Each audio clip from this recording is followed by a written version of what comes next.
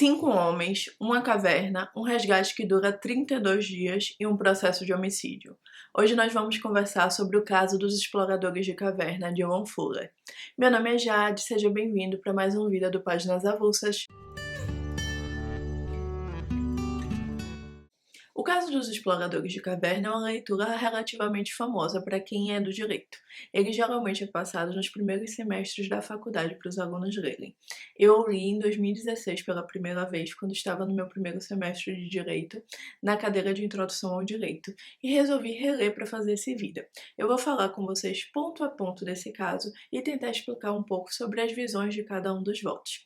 Esse vídeo vai acabar sendo um pouco mais útil para quem é do direito, mas se você também tem uma curiosidade sobre essa obra, então eu vou contar de uma forma ampla e vamos partir para a análise. Para começar, vou falar sobre a obra em si.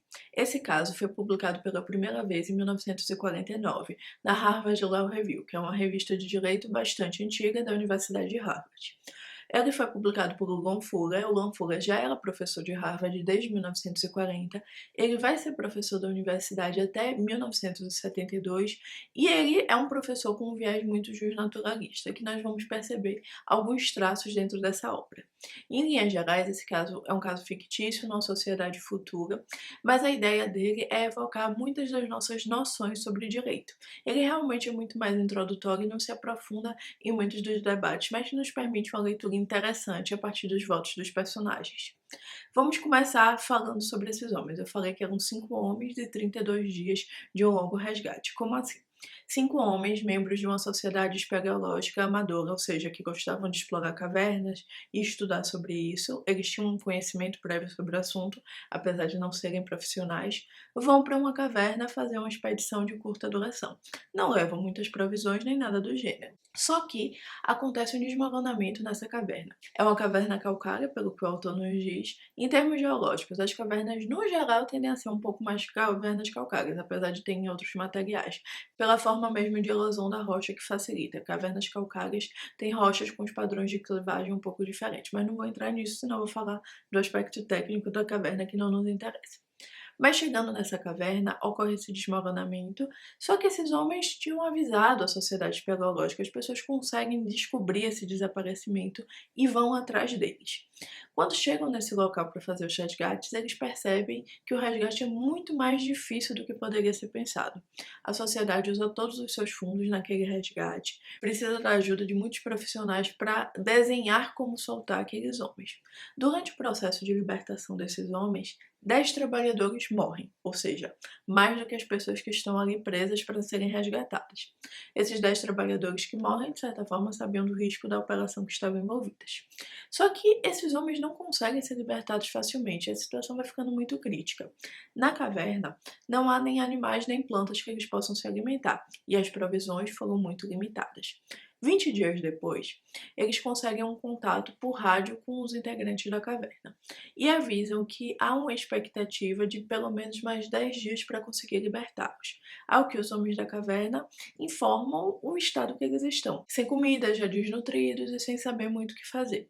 Pedem para conversar com um médico que fala sobre o prognóstico e as baixas chances de sobrevivência. Dentro desses dados apontados, um dos homens presos que estava conversando diretamente com a equipe, que é o Roger Atmore, ele pergunta para um dos médicos, pede uma opinião sincera sobre as chances deles de sobreviverem se comessem um deles. O médico não gosta de falar sobre isso, mas eles perguntam se aumentaria as chances. E o médico acaba dizendo que sim. Dito isso, eles começam a perguntar internamente como eles deveriam fazer essa questão. Se eles deveriam matar um deles, eles informam para a equipe de resgate que eles estavam pensando em tirar a sorte para escolher um que seria morto. E perguntam se existiria alguém para mediar essa situação. Um padre, um juiz, ou seja, eles procuram tanto um respaldo numa lei terrena quanto um respaldo numa lei espiritual. E ninguém quer se meter nessa questão. Por quê? É uma questão muito difícil. Aqueles homens, se não comessem alguém, talvez eles sobrevivessem, talvez não. Mas se eles comessem, a chance de sobreviver era muito maior. Só que ninguém queria dizer que o método deles era adequado ou não. E nesse silêncio geral, cessa o contato com os exploradores. A equipe de resgate acha que o rádio acabou a pilha e por isso eles não entram mais em contato. E a partir daí segue com suas operações. 32 dias depois, esses homens são resgatados. Só que nós descobrimos que são só 4 deles vivos. Quem foi morto se sacrificou em prol da sobrevivência de todos ali foi o Roger Atmore. O problema dessa história, apesar do Roger Atmore ser quem sugeriu essa opção, é que ele mesmo volta atrás dela. E os exploradores acabam admitindo isso. Ele mesmo não quer. Pede para esperarem mais uns dias antes de lançarem a sorte para tentar ver se eles conseguiriam sobreviver sem ter que sacrificar ninguém. No entanto, os outros 4 não voltam atrás e decidem lançar a sorte para descobrir quem seria morto. O Roger Timon, nesse momento, ele se recusa a lançar os próprios dados para decidir sua sorte. Por causa da recusa de Atmore, o que é que os exploradores fazem? Outra pessoa lança a sorte e lança os dados por ele. Pergunta se ele aceita e ele se abstém e diz que aceita. E no resultado dos dados, esses dados que nem sequer por ele foram lançados, revelam que ele será a pessoa sacrificada. Ele então é sacrificado e 4 saem vivos. Esse caso ganha uma grande repercussão nesse mundo fictício, porque a opinião pública acompanhou o resgate, acompanhou também o incidente que aconteceu e suscitou muitas discussões sobre canibalismo. Por entender que houve um homicídio nesse caso, a promotoria acusa todos os 4 exploradores de caverna remanescentes de homicídio. Julgados como culpados em primeiro grau, esses homens vão para o tribunal de segundo grau tentar recorrer dessa decisão. Se a decisão for confirmada no tribunal de segundo grau, eles serão mortos, a menos que haja um perdão supremo pelo presidente. Mas nesse cenário, nesses juízes está o poder de vida ou morte desse homem. A ideia de ter um número ímpar de juízes é para quê? Para se chegar a um resultado desse julgamento que não seja um empate técnico, mas é o que vai acontecer nesse caso.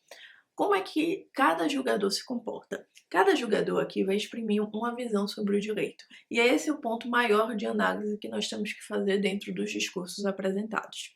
Eu não percebi isso da primeira vez que li, na verdade, na primeira vez que eu li esse caso, eu era muito cruazinha no direito, então eu fiquei um tanto quanto perdida. Mas nessa segunda leitura é muito mais fácil de você perceber quando tem já uma bagagem jurídica envolvida. O primeiro dos juízes a falar é o Trumpin C.J., que é o presidente da corte. O presidente traz uma visão muito pragmática sobre a coisa.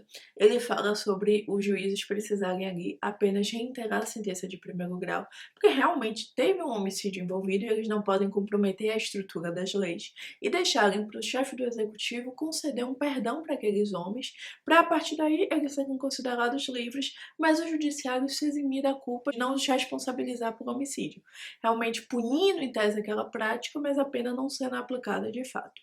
Essa é uma visão muito limitada, digamos assim. É aquela visão dos juízes que querem se abster do problema. Nós sentimos nesse posicionamento uma certa inquietação, porque o próprio presidente do tribunal tem uma decisão muito mais política. Mas lembremos, ele é o presidente do tribunal. Então, ele está ali numa função muito mais norteadora, e nós podemos pensar que o cargo dele também traz um pouco dessa politicagem interna. Então, é normal que ele queira dialogar com o poder. Mas não é a visão mais correta e não deve ser a visão adequada. É até por isso que o Fuller não se adentra tanto dentro desse discurso do presidente, porque é um discurso que não fica no viés jurídico, que é o foco dos demais discursos. Na sequência do presidente do tribunal, o primeiro dos juízes que vai proferir voto é o juiz Foster. O juiz Foster está aqui para representar um juiz justnaturalista. O que é o justnaturalismo? O justnaturalismo é uma corrente do direito que entende que existe um direito natural de reger as coisas. O direito não é apenas a norma escrita, mas todos os estágios que são levados a isso. Eu estou fazendo uma simplificação absurda, mas só para vocês entenderem. Existiria mesmo que uma tendência natural dentro de nós a fazer determinados tipos de direito. E o juiz naturalista acredita nisso. E Foster vai defender que esses homens, quando entraram na caverna e foram colocados naquela situação, eles entraram em uma realidade meio de suspensão da ordem civil. O que é que aconteceu? Dentro daquela caverna, como eles estavam isolados do mundo, existia uma realidade jurídica paralela, e essa realidade jurídica daria a eles a legitimidade de decidirem por si mesmos sobre o que fazer em prol da sobrevivência. Ele vai questionar principalmente os limites físicos do direito. Se esse caso tivesse acontecido um pouco mais adiante, já seria um outro ordenamento jurídico e não estaria aquele Estado julgando. Ou seja, se aconteceu em uma realidade em que não eram as condições normais de sociedade, poderia ser considerado também que uma nova ordem jurídica poderia ser interpretada interpretada a partir disso. Foster segue arguindo que existe um contrato entre as partes. Aqueles homens inicialmente acordaram em fazer aquele pacto de morte. E por mais que Etmore tenha retornado atrás nesse pacto, ele ainda seria vigente, porque chegou a ser combinado, não existiria como se fazer uma desistência dentro desse caso. E também uma vontade da maioria nesse caso acabaria sendo imposta. Ele também vai falar sobre um argumento muito interessante, que 10 homens morreram durante aquele resgate. Se 10 homens morreram naquele resgate, seria justo nós pensarmos que esses 4 homens resgatados, que ocasionaram a morte de 10 e mais um que é o seu próprio companheiro, ou seja, total de 11 homens, se essas 11 vidas não deveriam ser aproveitadas com a concessão da absolvição desses 4 remanescentes. Foster vai mais além, falando que é necessário também se avaliar o objetivo da lei, com que a lei foi aplicada, que já tiveram precedentes de exceção dentro daquele tribunal em que se percebeu que o sentido original da lei não valia para aquele caso concreto, e ele sustenta isso. Ele argumenta que mesmo que fosse considerado que a jurisdição deles valeria para aqueles homens, também seria necessário interpretar o sentido da lei, que a lei que punia o homicídio não estava ali para ser aplicada para aqueles homens, não estava ali para praticar mais mortes. Ela tinha um espírito, digamos assim, que precisaria ser interpretado. Foster termina sua argumentação voltando pela absolvição e ele é bastante enfático. Quando nós lemos os argumentos dele, eu acho que para mim o argumento da jurisdição suspensa é o que mais me incomoda, porque aqueles homens estavam dentro do Estado.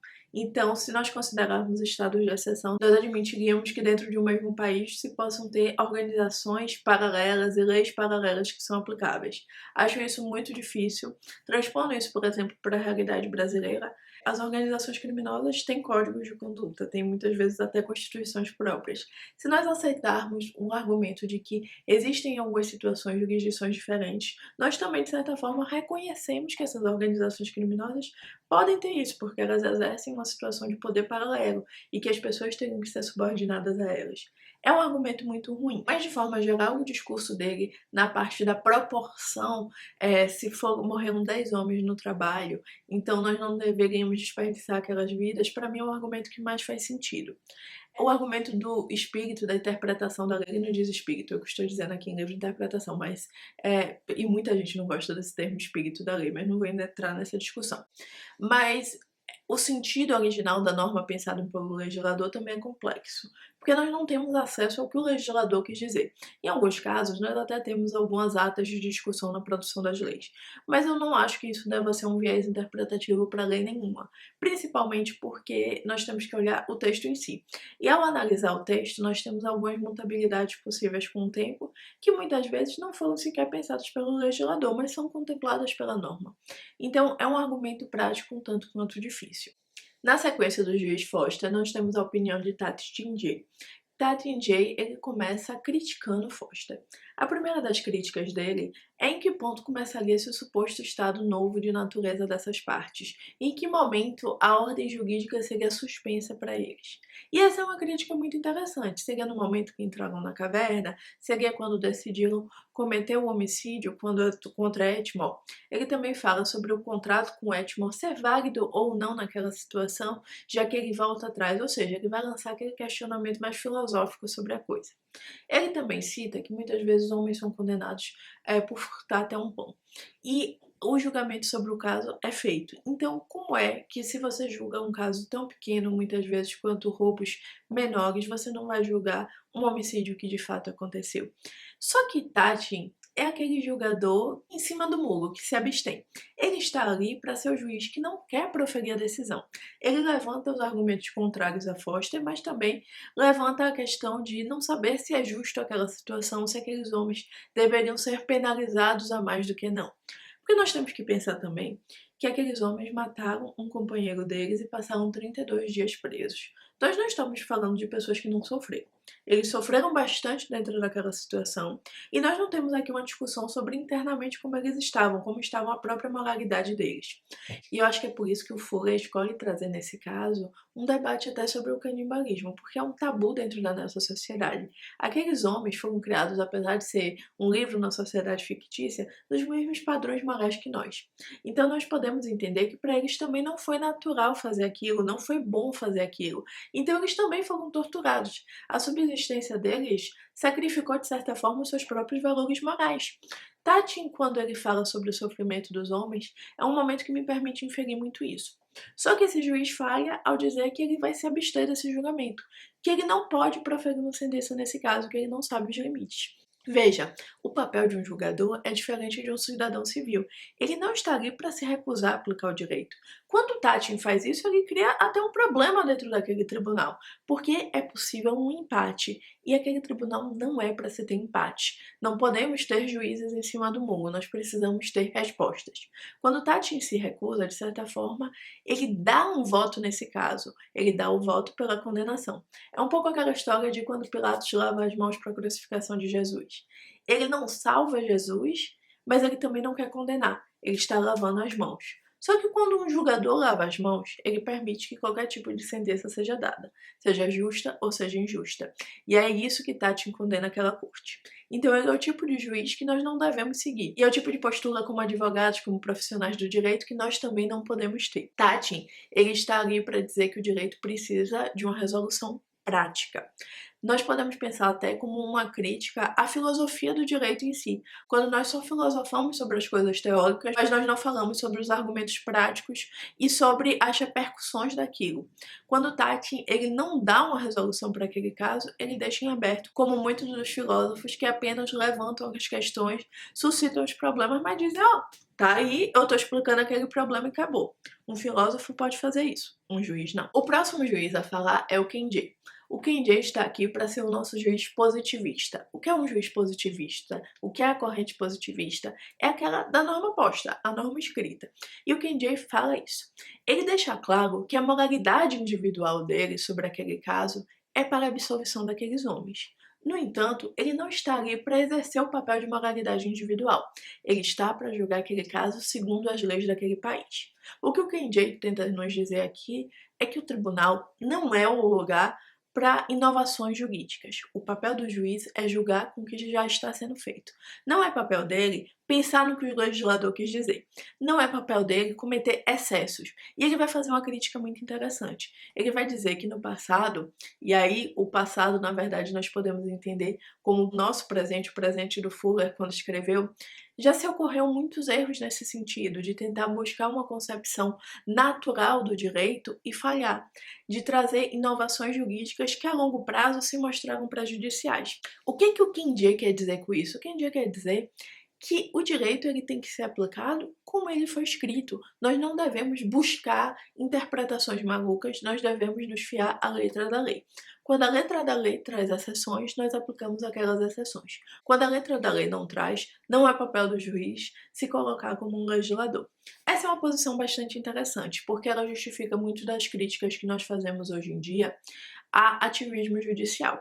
O Kenji vai a isso em 10ª potência, porque ele está dizendo que aqueles homens não podem ser absolvidos de jeito nenhum, que não é o ordenamento daquele país e que a moralidade dele não interfere em nada. Veja, dizer que a moralidade não interfere em nada é complexo porque nós temos que lembrar que é a partir da moralidade que nós fazemos as leis. O legislador ele não cria a lei de um vazio, ele cria a lei de uma realidade social dele. A partir dessa realidade ele tenta positivar na norma e colocar da forma que seja mais bem aceita para aquela sociedade.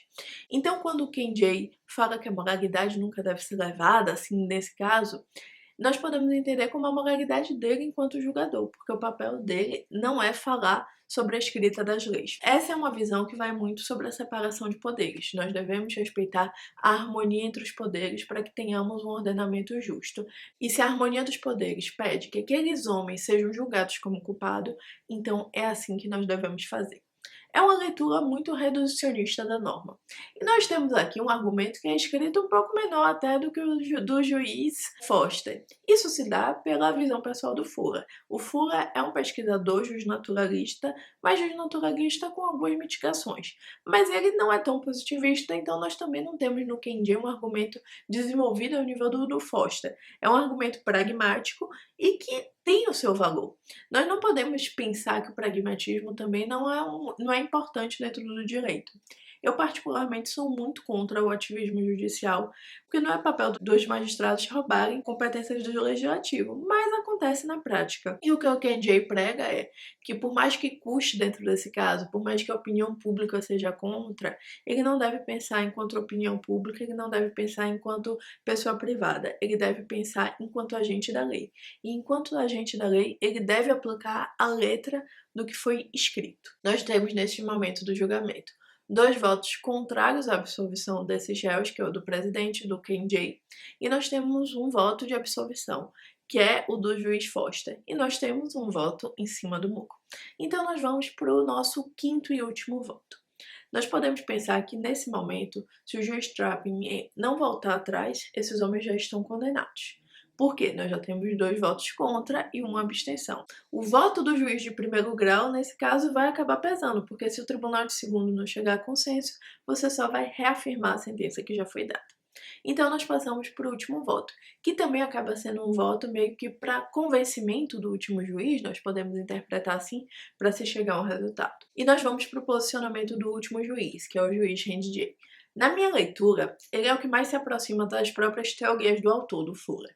Ele está aqui para trazer um contraponto. Ele vota pela absolvição dos réus, mas ele traz argumentos diferentes. Ele não fala sobre uma lei natural. E ele também admite que existem leis a serem aplicadas no caso prático. E ele não fala sobre uma suspensão em si dessas leis, mas sobre uma oitiva do contexto social. Dito isso, ele vai trazer as visões da população sobre aquele caso. Ele vai nos trazer alguns argumentos práticos. O primeiro deles é que diferentes grupos já foram consultados sobre aquela matéria. E por mais que o julgador deva olhar a lei, ele também pode olhar o contexto social. E no contexto social, todas as pessoas estão favoráveis à absolvição daqueles exploradores de cavernas. Ninguém acha que eles devam morrer por isso. Ele também vai trazer um ponto interessante, que o judiciário está contando muito com a clemência do presidente. É isso que o presidente do tribunal se baseia. É de certa forma o que o KJ também diz quando decide aplicar a lei, mas esperar que algo aconteça quando ele faz a evocação à própria moralidade, o que ele considera que seja justo naquele caso. Mas o que o Randy vai nos trazer é que o presidente daquele país é um homem conservador e que ele, por fontes, ele não gostaria de trazer essa reflexão mais subjetiva para o caso, ele sabe que a absolvição daqueles homens não vai chegar. O que ele quer dizer aqui? É nossa última palavra, não é do presidente, não é de ninguém. Nós não podemos nos abster do trabalho de julgar. Nós precisamos dar uma resposta definitiva para esse caso. Ele, de certa forma, exorta os colegas, ele chama todos eles para dizer: gente, vamos pensar, a gente não pode dar uma decisão pensando que alguém vai revogar. Não, nós temos que dar uma decisão como se ela tivesse um fim em si mesma. E sendo uma decisão com um fim em si mesma, ela precisa olhar o contexto social. Ele vai dizer que as leis são produzidas por homens, então não se pode desconsiderar as vontades dos homens. Não se pode esquecer que os homens praticam aquele ordenamento.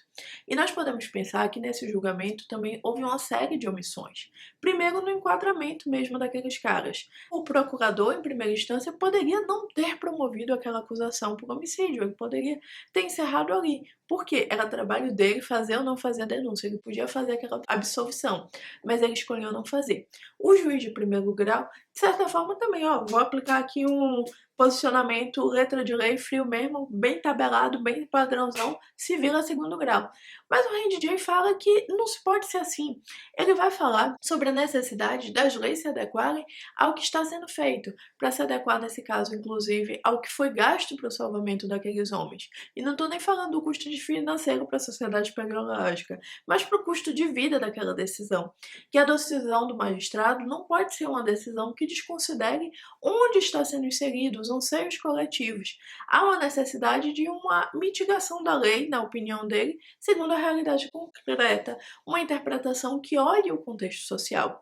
Ou seja, não é uma negativa da ordem jurídica, como Foster fala, ao dizer que eles inauguraram uma nova ordem jurídica quando estavam na caverna, mas é uma oitiva do momento histórico onde eles estão inseridos, das concepções, das vontades, de tudo que levou até aquele caso. Ou seja, o juiz não fica restrito apenas à norma, ele fica restrito à norma aplicado ao contexto e ao contexto social, que traz tanto agravantes quanto atenuantes. E na opinião dele, as atenuantes são maiores e este é um caso para absolvição. O julgamento, então, volta para os últimos vereditos. Por quê? Dentro de um tribunal, nós temos a possibilidade dos juízes mudarem o voto depois de um voto de alguém. Só que o voto do rende não é suficiente para convencer nenhum dos contrários, que são juízes positivistas, que não vão mudar isso, que eles querem a letra da lei e pronto. E também não é decisivo para tirar o juiz de cima do muro. Assim se encerra o caso.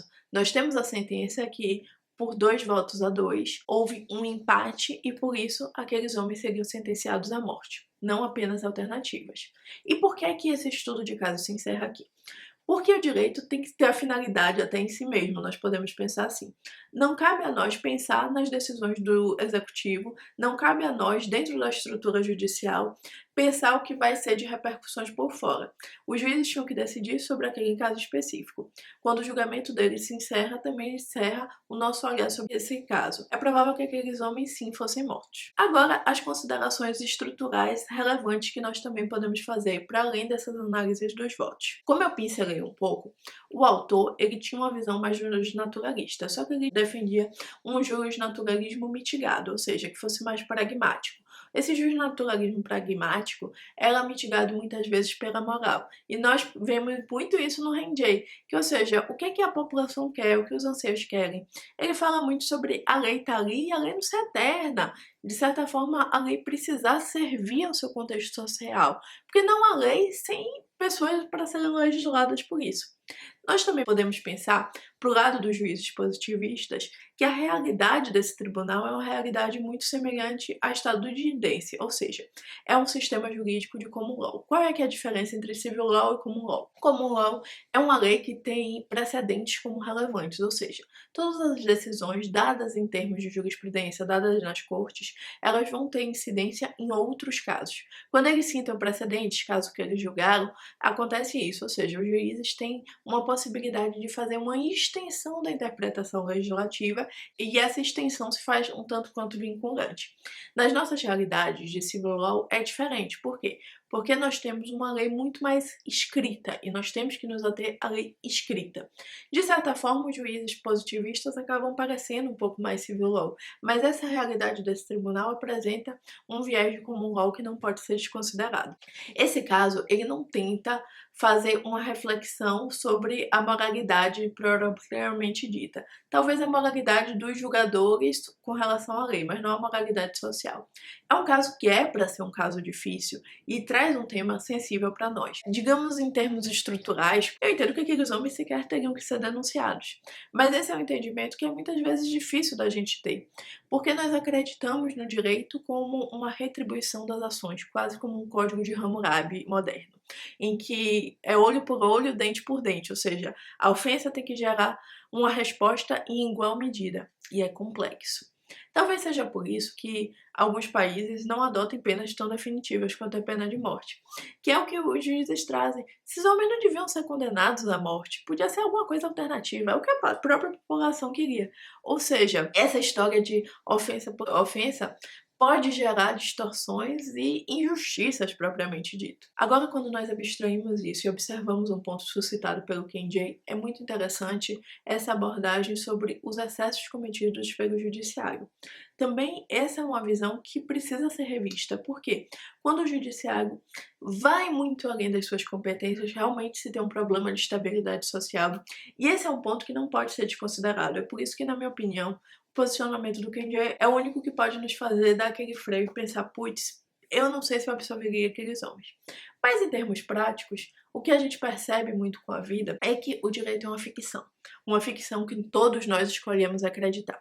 Porque nós não queremos nos debater no nosso dia a dia com as questões verdadeiras, que muitas vezes ninguém vai ser punido por uma determinada ação, que muitas vezes uma injustiça não vai sofrer retribuição.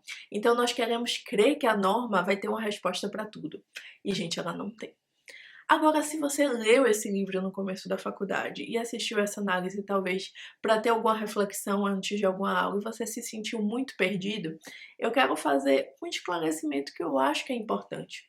Eu sinto que esse caso é muito passado nos primeiros semestres, mas Brasil e Portugal têm uma realidade jurídica muito diferente da realidade jurídica em que foi escrito esse caso. E essa realidade jurídica que eu estou falando não é nem sobre a estrutura do judiciário, é sobre a estrutura do ensino das leis. Nós temos as leis nos Estados Unidos, o estudo das leis, o estudo da advocacia, a faculdade de direito, como uma pós-graduação. Quem entra dentro desse processo para estudar direito já tem uma formação anterior e uma base, ou seja, já teve muitas mais leituras filosóficas, já teve muito mais bagagem cultural. Enquanto nas realidades de Brasil e Portugal, nós temos alunos que vão muitas vezes para a faculdade verdes de um ensino médio, onde não tem essa reflexão um pouco mais crítica. Então, pegar um caso desses pode assustar. Se isso aconteceu com você, é plenamente normal. Não se sinta mal, não sinta que você está burro ou qualquer coisa porque não conseguiu entender esse caso e as nuances deles. Nem se pergunte: nossa, eles estudavam isso como um exercício de faculdade e eu não estou entendendo. Você não está entendendo porque é normal dentro da nossa realidade de ensino e tá tudo bem. Com o passar do tempo e com outras releituras, você vai conseguir pegar mais nuances desse caso. Reler ele foi muito interessante. Já se passaram praticamente 9 anos desde a minha primeira leitura, então fazer esse vídeo hoje foi muito, digamos assim, até reconfortante poder falar um pouco sobre algo que no começo da faculdade eu tinha algumas dúvidas se eu ia entender tudo. Mas é isso, eu espero que essa análise possa ter ajudado alguém, ou se você assistiu esse vídeo por mera curiosidade, eu espero que eu tenha conseguido explicar um pouco o caso, passar alguns argumentos e te feito refletir um pouco sobre o papel dos juízes, o papel das leis e como nós devemos pensar em cada uma das decisões que nós proferimos. Se você realmente é do direito, está talvez no começo da faculdade, leve a tua faculdade pensando muito sobre que tipo de justiça você quer aplicar. Dito isso, eu fico por aqui e nos vemos no próximo vídeo. Tchau, tchau, gente!